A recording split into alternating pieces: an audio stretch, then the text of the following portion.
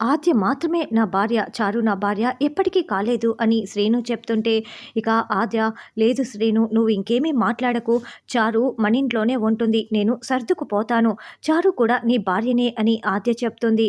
ఏంటమ్మా ఏం మాట్లాడుతున్నావు, నీ నిర్ణయం సరైంది కాదు అని బామ్మ జానకి రఘురాం చెప్తున్నా కూడా ఆద్య రఘురాం కాళ్ళు పట్టుకొని, చూడండి పెద్దనాన్న మీరు ఎంతమందికో న్యాయం చేశారు, ఇప్పుడు మీరు తల దించుకునే పరిస్థితి రాకూడదు, నాకు అన్యాయం జరుగుతుందని మీరు చారుని పంపించేయకూడదు, నేను కాళ్ళు పట్టుకొని వేడుకుంటున్నాను, నేను సర్దుకుపోతాను, చారు కూడా మన ఇంట్లోనే శ్రీను భార్యగా ఉంటుంది అని ఆద్య చెప్తుంది. ఇద్దరు ఒకే ఇంట్లో ఎలా కాపురం చేస్తారే అని బామ్మ అడగటంతో నేను సర్దుకుపోతానని ఆద్య చెప్తుంది. సర్దుకుపోవే, నిన్ను అమెరికా సర్దేస్తాను కదా నేను అని పార్వతి మనసులో అనుకుంటూ ఉంటుంది. తర్వాత శౌర్య రామలక్ష్మిని విడిపించుకొని ఇంటికి తీసుకువస్తాడు. అప్పుడే రవీంద్ర, అమ్మ రామలక్ష్మి తలకి ఏమైంది, ఏంటా గాయం అని ప్రశ్నిస్తూ ఉంటాడు. రామలక్ష్మి నిజంగానే డ్రగ్స్ తీసుకుంది అని చెప్పి స్టూడెంట్స్ రాయితో కొట్టారు అని శౌర్య చెప్తారు.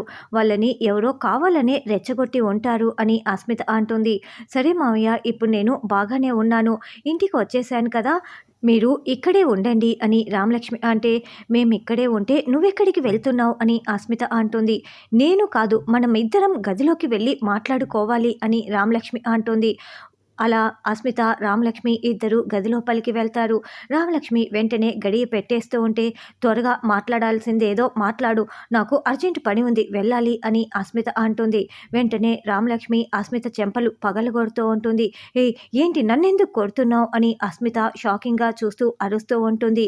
నాపై బురద చల్లావు కదా, దానిని నేను పోగొట్టుకోవాలి, దానిని రూపు మాపుకోవాలి, తర్వాత వచ్చి నీ సంగతి పూర్తిగా చెప్తాను అని రామలక్ష్మి వార్నింగ్ ఇస్తూ ఉంటుంది. డోపింగ్ టెస్ట్లోనేమో రామలక్ష్మి డ్రగ్స్ తీసుకుందని న్యూస్ వచ్చి ఉంటుంది. మరి డ్రగ్స్ తీసుకోలేదు, ఇదంతా అస్మిత కుట్రే అని రామలక్ష్మి ఎలా బయట పెడుతుంది, చారు ఇంట్లోకి వెళ్ళింది కాబట్టి ఏమేం కుట్రలు చేస్తుంది అన్నది రానున్న ఎపిసోడ్లో తెలుసుకుందాం.